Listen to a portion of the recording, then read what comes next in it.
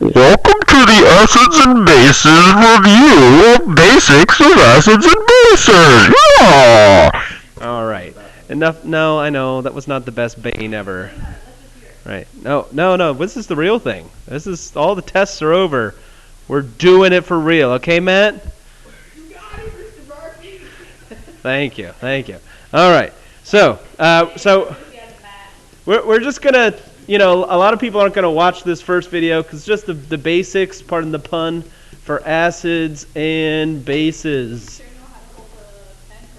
Woo! I know. Well, that's the best way actually to hold these pens.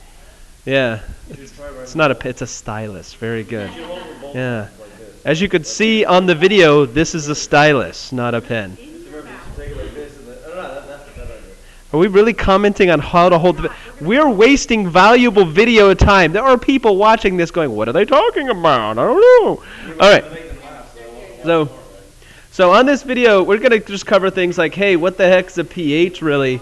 A pH, BT dubs, is not actually a measure of the hydrogen in the solution. It's actually a measure of the hydronium in the solution, but it's commonly called pH, and I think this is just a standard, chemists are lazy thing. So you have like an acid like hydrochloric acid. It gets thrown into water. Hydrochloric acid is a strong acid. What do strong acids do in water that's different from weak acids? Strong acids, no, they don't cough, Matt. I don't know what that was. They give up their hydrogen. They don't give up just a little bit. They give it all up. So if you put in like 0.1 molar hydrochloric acid, it's going to give off all of that hydrogen, make lots of hydronium, and then the chlorine's sitting over there being weak. And so really, you're going to lose all of this and make that. And so the molarity of hydronium is what gets plugged into there. So when you measure a pH, you're actually measuring how much hydronium is in the water. But with strong acids last year in Reg Chem, you didn't do that because it always gives up all its hydrogen because we didn't do weak acids. True? Did you do weak acids in regular chemistry? No. We briefly talked about them. Like there was this mysterious other category of acids that, hung onto their hydrogen. So you would plug that number in there and you'd be like, hey, the negative log of 0.1, and then you would get what's that? The negative log of 1? Yeah, because that's 10 to the minus 1, and so the negative log of, right, so the pH would have been 1. And what else could we say about pH? At that pH, this would be considered to be basic or acidic? Acidic, right. Anything that's less than 7 on the pH scale is considered to be acidic. Is that the Basics 101? No, the Basics 101 would be about the pOH scale. You're right. All right, that's the reverse scale because it's measuring the reverse thing. So 0 to 7 is a base on the pOH scale. 7 to 14 is an acid. Not every value. I know, Scott, but not every value. I know. Scott, shut up. Right, yes. Some of the letters don't show up sometimes. I agree. What? Neha, what? Okay, all right. I agree. So when we're using the pOH scale, there are values. It's just reverse because you're measuring the reverse thing. Also, when would I use the pOH scale? Probably not for more than a second. Right after you use the pOH scale, you would probably shift it over. But quite often, you calculate a pOH without realizing it, and then you need to shift. So when would you accidentally calculate a pOH? When you're using a base. All right? So if you had a base, like potassium hydroxide or any group 1 metal, those strong bases give off hydroxide into the water. And so then if you took the negative log of the hydroxide, you wouldn't have the pH, you'd have the pOH. And so those might be a 2-step problem. But that's not too terrible. Other equations we used in regular chemistry that were pretty easy to use. Hydrogen times hydroxide is equal to 1 times 10 to the negative. Yes. Good job. What is it, Monica? 14, right. Yeah, to the negative 14. So if you know one value, throw it into that equation, you know the other value. It's pretty simple to use that equation. And then the other most common one, this is the only one of these so far that is not given on the equation sheet. What is hydrogen equal? What's the missing piece? Oh, what's the missing in terms of the equation? What goes in right here? The negative pH. If you have a pH and you take the antilog, that's when you raise it to the 10 to some power, is called the antilog. If you take the antilog of the pH, you can produce the molarity back. That is not one of the given equations, but it's really just the reverse of this. So they're the reverse of each other. That's why it's not given. So that's kind of the basics of acids and bases. The other thing that we need to talk about on this video is titrations. What the heck is a titration?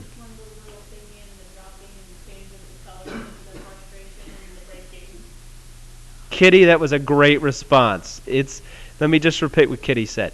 It's when you have the little thingy and the dripping and the thingy and the breaking and the frustration of the color changing. Right, frustration of the, thank you. Frustration of the color changing. So let me just draw what she just said. They've got the thing, you got this thing, and then you got the little knobby thing, which is called a stopcock, and then usually you have a flask down here, and this is clamped into something. Let's call it the clamp. What? We in the advanced technology sector use a magnetic stir bar down here also, right? Low-tech people just pick up the flask and swirl it every once in a while. That's what I did when I was in college. You'd add a couple drops and then swirl by hand, set it back down, add a couple drops. It was a long lab, right? It's a good 90 minutes of drips.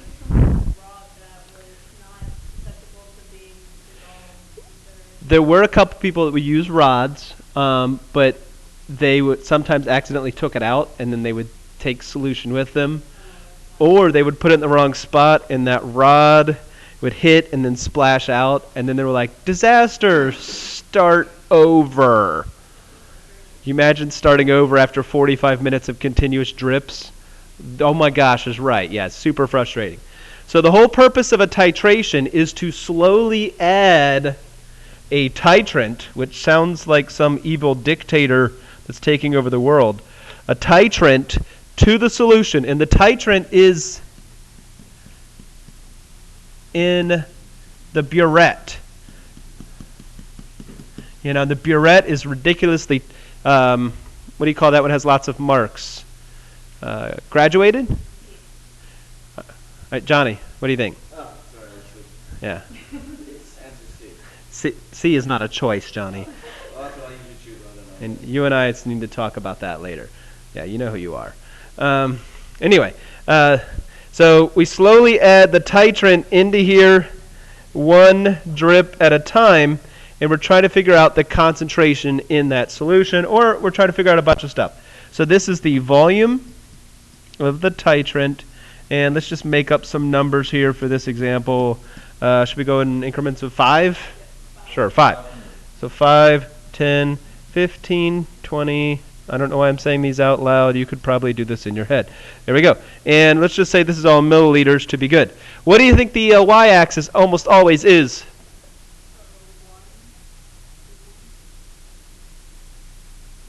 pH. Good job. Right. No clues were given for that example. And so you measure the pH at volume 0. So you have a pH meter in there.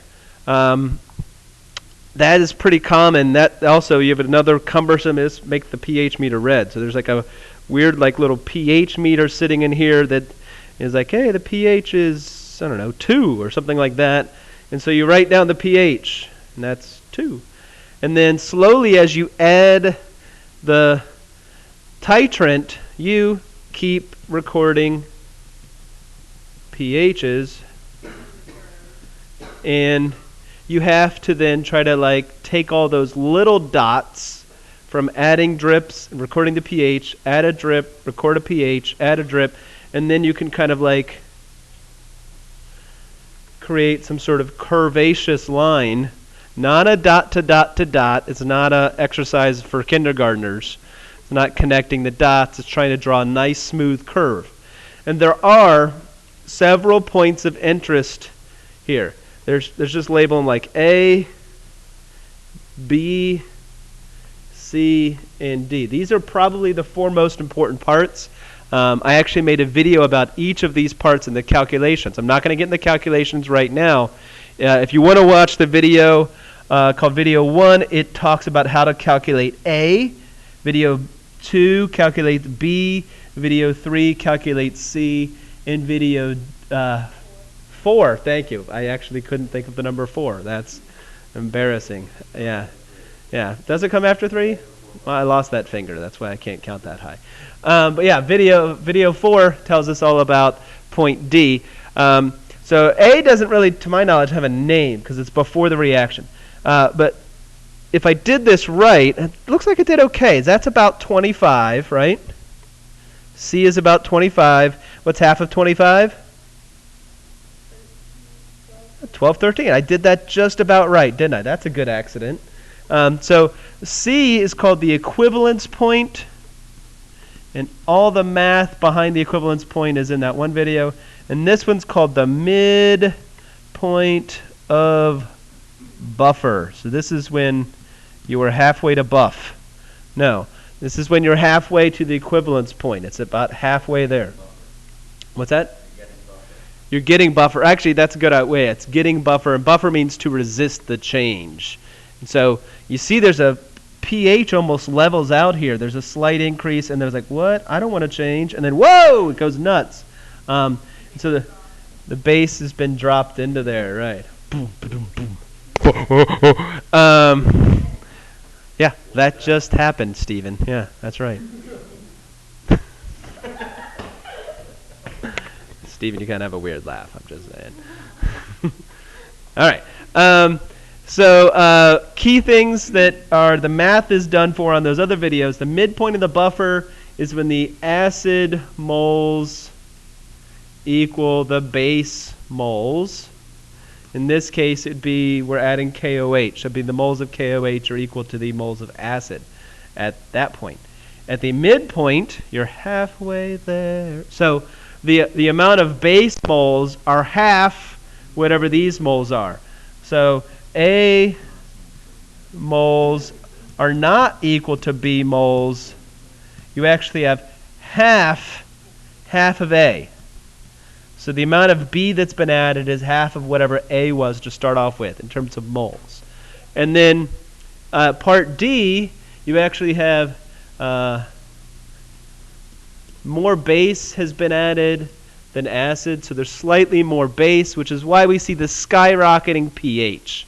Now, one common thing is to take this whole idea. This is all acid with the base being dropped into it. And the weak acid has this strong base being added to it. Is this very unique curve. There's another. Let's do the reverse. Yeah, we're done with this one. The reverse titration, got a thing, drip, drip, drip, drip, drip, flask, and then you're recording pHs. But now it's a weak base. That's a great picture. What are you talking about? That's clearly a burette. Look how graduated it is. It's got its PhD. An earthworm? Something attached to one end. That's a huge earthworm. And what's wrong with this side of the earthworm? I don't know. You tell me. It's holy. You drew the Yeah. So weak base, strong acid looks like this, where you see a slight drop in the pH, and then that kind of leveling thing, and then, oh my God! All right, so that's the same idea. I kind of didn't do it perfect, but you could pick all the same points. Where would the equivalence point be? In the middle of the drop. Where would the midpoint of the buffer be? All right, so wherever this is, whatever volume this is, let's call this 40 now. So if that volume is 40, you would look at around 20. Boop, boop, boop. That'd be the midpoint of the buffer. And then here's where you've basically, you're past it. You're no longer equal. So that's a very characteristic graph, which you could look at. If I just saw that graph, I would know it was weak base, strong acid. That graph has so many unique points. This kind of like weird slopey drop and then the extreme drop. Let's do strong acid, strong base. What do you want to be the titrant, the base of the acid? I don't care which one. Base. So if the titrant is a strong base, so that's what you're slowly adding. So you expect the pH to end up right over here. We'll just make a really small one this time. There you go. Drip. There we go. And so you're starting with a strong acid. You know what? Let's actually make this not a curve. So that, oh, look at that. That's almost a straight line. So to start with a strong acid, and the pH barely changes. And then once you reach real close to the equivalence point, you start to see a curve, and then it flies up, and then it does it. Because as you add the strong base, if there's more strong acid, how many moles of hydrogen does strong acid give away? Does it give away a slight bit of it or all of it? All of it. So it was all in there, and that's why the pH was so extreme, and you're just eating up some of the hydrogen, but all of the hydrogen's left over. And then you see a slight change and then a huge change. So the equivalence point here, this is drastically different. That's the only one where the pH is equal to 7 at the equivalence point. The other ones are always elevated towards whatever is strong. So if you're adding strong base, the pH is above 7. If you're adding strong acid, it's below 7 when they're against weaks. But if they're both strong versus strong, then you have this characteristic, and could be reversed. You said the titrant was going to be a strong base, Monica, so that's why we have it this way. If it had been a strong acid, it had just been the reverse curve. It'd been reversed. And then the last one, no one ever does this one. Let's do weak acid versus weak base. That one would be like, and it's just a disaster. No one ever does that. The math behind weak versus weak is horrible. We're also not going to do polyprotics. We're not going to do like H3PO4 versus NaOH. A polyprotic would look like this. Like, hey, here I'm going. Whoa, whoa, whoa, whoa. Wait, let me see. 1, 2. I need one more. Whoa, whoa. So that's like the first hydrogen, the second hydrogen, and the third hydrogen from that phosphoric acid being slowly ripped off. We're not doing that either. But you can kind of imagine how it's really like 3 titrations in one graph. So that is the basics of acids and bases. Let me look at one more thing on my list to talk about. Indicators.